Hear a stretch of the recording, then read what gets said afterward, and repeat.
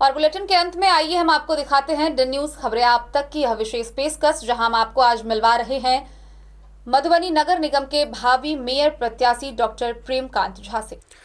नमस्कार, day news में आप तमाम दर्शकों का स्वागत है। मैं हूं अखलाक सिद्दीकी और आज हमारे साथ मौजूद हैं बात करने के लिए मधुबनी नगर निगम के भावी मेयर प्रत्याशी और लोजपा पारस गुट के राष्ट्रीय सचिव डॉक्टर प्रेमकांत झा यानी डॉक्टर पीके झा।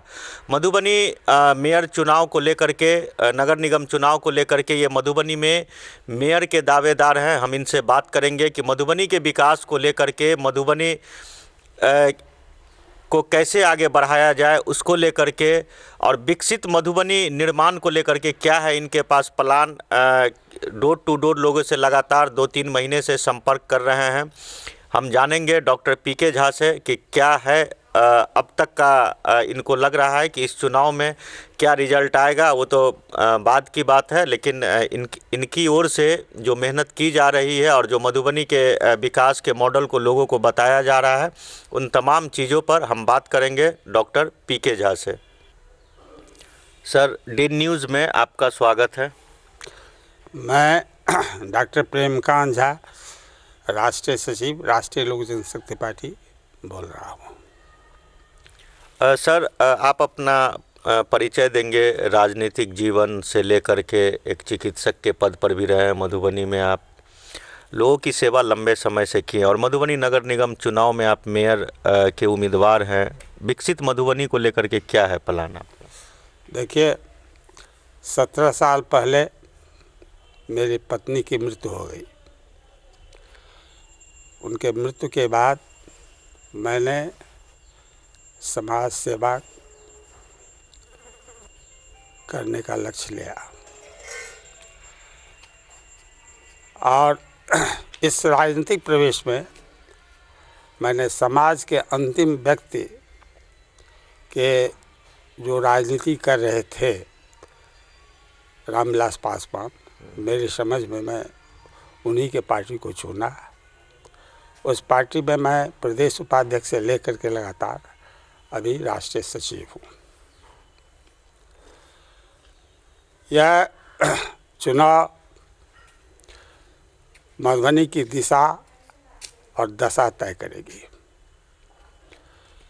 सबसे पहले मैं नीतीश कुमार को धन्यवाद देता हूँ कि इस चुनाव की जो परंपरा को, पुरानी परंपरा को उन्होंने तोड़ा और संपूर्ण लोकतांत्रिक पद्धति से जनता के द्वारा, जनता के लिए और जनता का यह लोकल सेल्फ गवर्नमेंट के चुनने का तय किया। यह जो मेयर चुनाव है, सो यह लोकल सेल्फ गवर्नमेंट है। लोकल सेल्फ गवर्नमेंट का मतलब ही होता है स्थानीय स्वशासन। यह इसका अलग और स्वतंत्र यह स्वतंत्र सरकार है। इसमें हर विभाग रहते हैं। बिहार सरकार के में जैसे हर विभाग रहता है, उसी तरह से लोकल सरकार में शिक्षा, स्वास्थ्य, सफाई, खेल कूद सभी विभाग रहते हैं।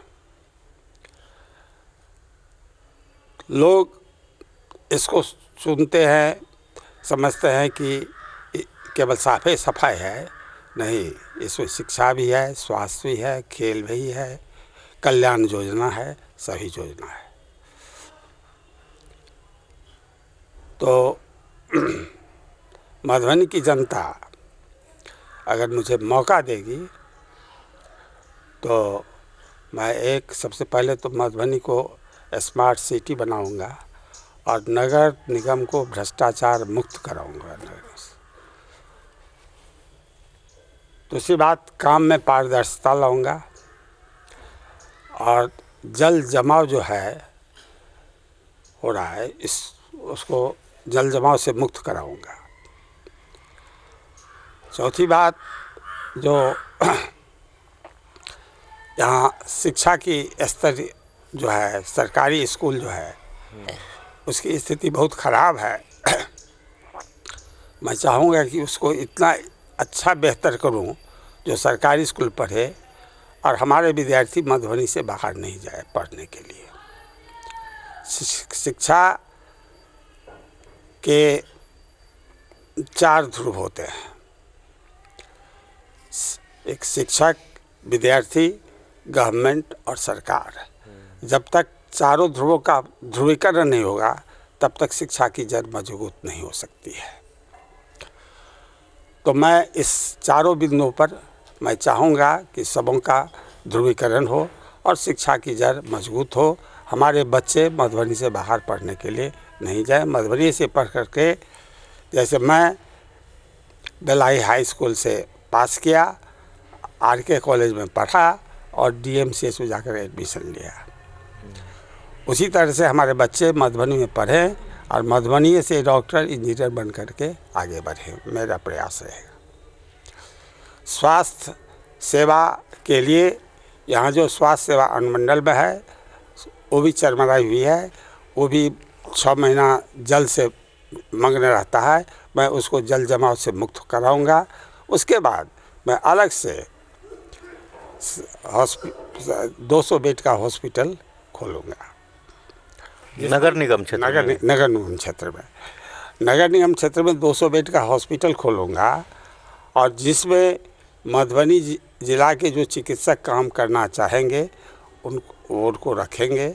उसके बाद मैं बाहर का रखूँगा। उसमें जो कर्मचारी होंगे, कंपाउंडर, ड्रेसर, पैरामेडिकल स्टाफ, चतुर्थ वर्ग के कर्मचारी, सब मधुबनी मेयर निगम के ही रहेंगे। आप कहिएगा कि आप पैसा कहाँ से लाइएगा, तो पैसा को हमें बहुत यहाँ कमी नहीं है। मैं आपको बतला दूँ, जो हम लोग जो सरकारी ज़मीन रजिस्ट्री करते हैं तो रजिस्ट्री में 2% जो है सो नगर निगम का रहता है और वह नगर निगम का पैसा साल में 12 से 14 करोड़ रुपया रहता है। तो वह पैसा विकास के लिए, हॉस्पिटल के लिए, स्कूल खोलने के लिए सफिशेंट है। बिल्कुल है।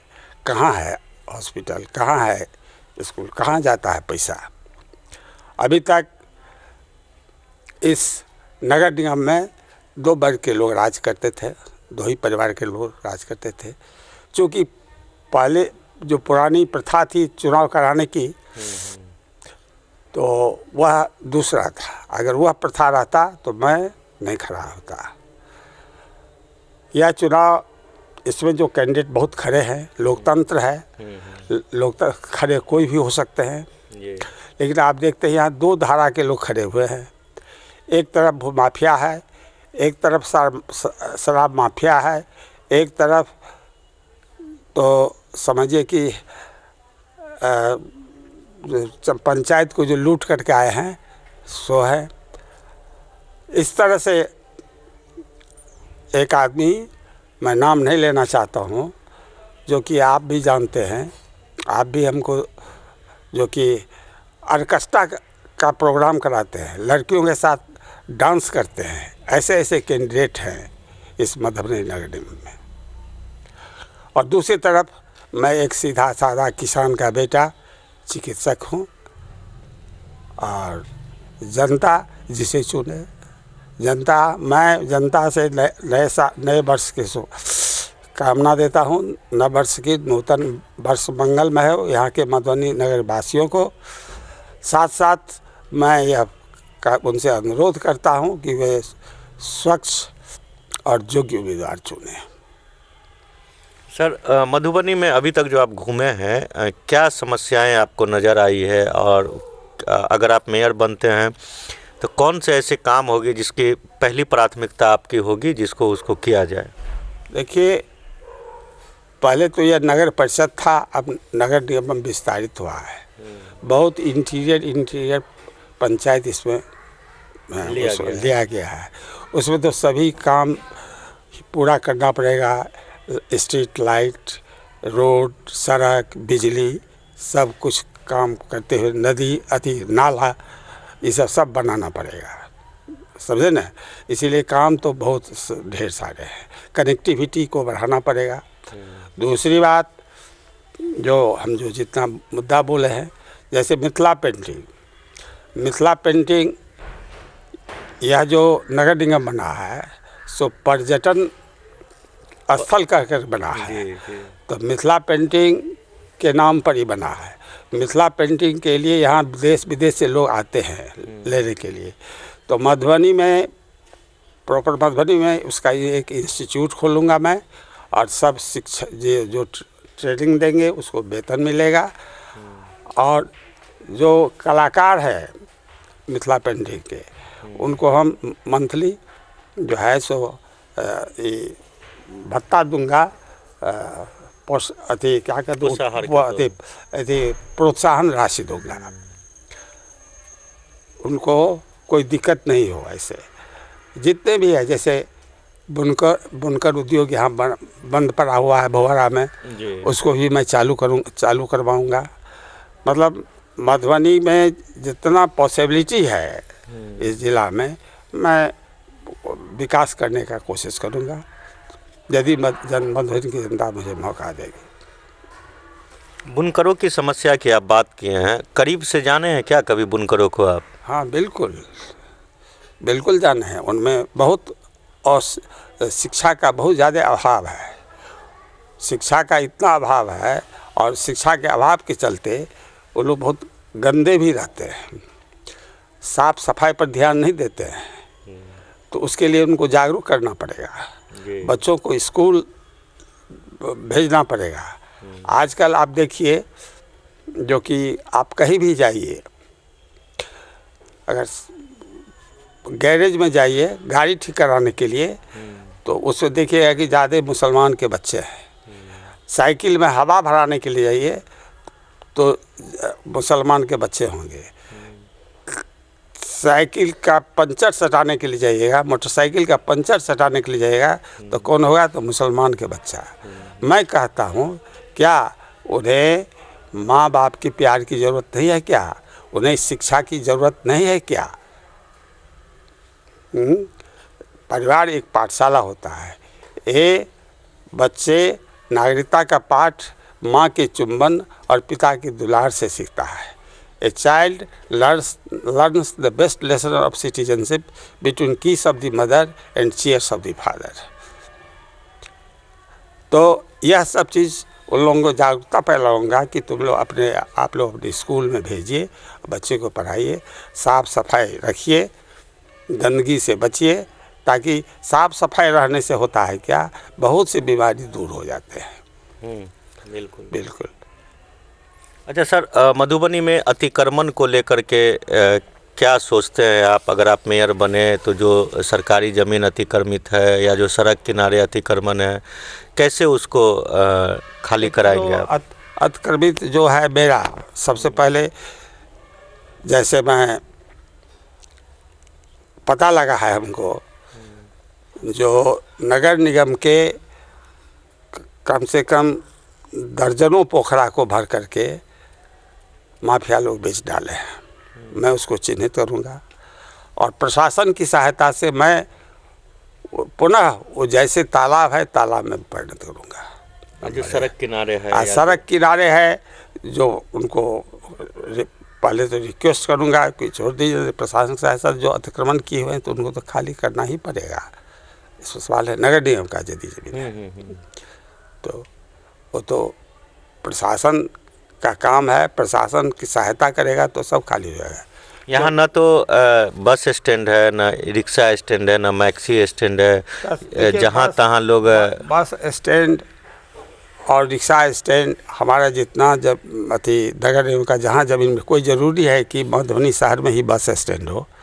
सप्ताह में अगर हमको नगर निगम का ज़मीन मिला वहाँ भी बस स्टैंड हो सकता है। सप्ताह भी मैं भी रखूँगा। जहाँ हमको ज़मीन मिलेगा नगर निगम का, वहाँ मैं उससे बस स्टैंड को लागू करूँगा। सर, क्या लग रहा है आपको? लगभग 2-3 महीने से आप जनसंपर्क में लोगों के साथ घूम रहे हैं, क्या आपको लग रहा है कि मतदाताओं का रुझान क्या है? देखिए, मैंने अभी तक जो जनसंपर्क किया है तो ज़्यादा आदमी से नहीं किया है। हमारे साथ एक प्रोफेसर साहब रहते हैं, अजीत कुमार झा, और एक शिक्षक हैं चंद्रमोहन झा जो अवकाश प्राप्त हैं।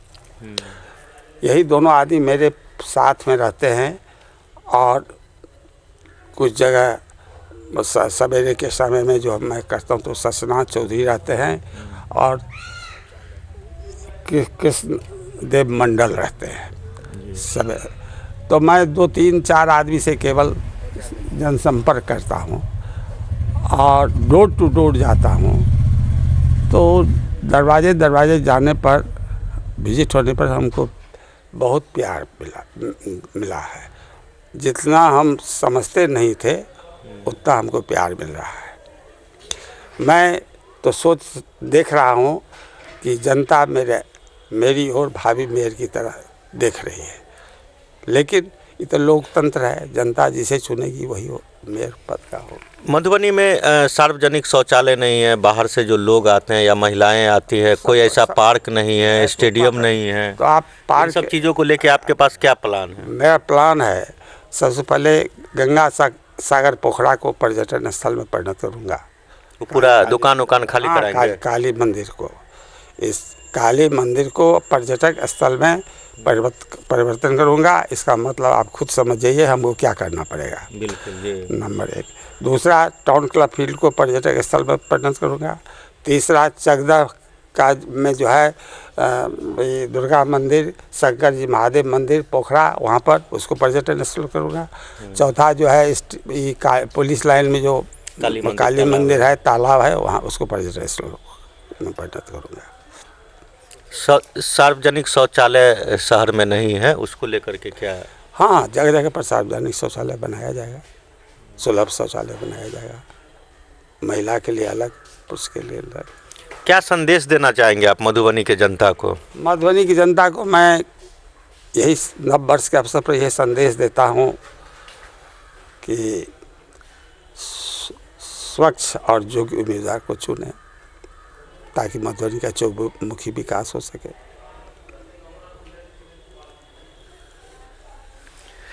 ये थे हमारे साथ मधुबनी नगर निगम के भावी मेयर प्रत्याशी डॉक्टर पीके झा। जो मधुबनी जो नगर निगम बना है, पर्यटन स्थल के नाम पर जो बना है, उनमें इन तमाम कई जगहों को इन्होंने चिन्हित किया है कि जहां पर्यटन स्थल बनाया जाएगा। लोग इनकी अगर माने तो लोग आशा भरी निगाह से इनकी ओर देख रहे हैं, क्योंकि एक पेशे से चिकित्सक हैं और शिक्षित लोग हैं। इस वजह से भी लोगों की निगाहें इनकी ओर है। मधुबनी का जो विकास होना चाहिए वो अब तक नहीं हुआ है। शायद अगर डॉक्टर पीके झा मधुबनी के मेयर बनते हैं तो एक नई मधुबनी के रूप में यहाँ के लोगों को मिलेगी। कैमरा पर्सन सोनू कुमार मंडल के साथ मैं अखलाक सिद्दीकी, डेन न्यूज़, मधुबनी।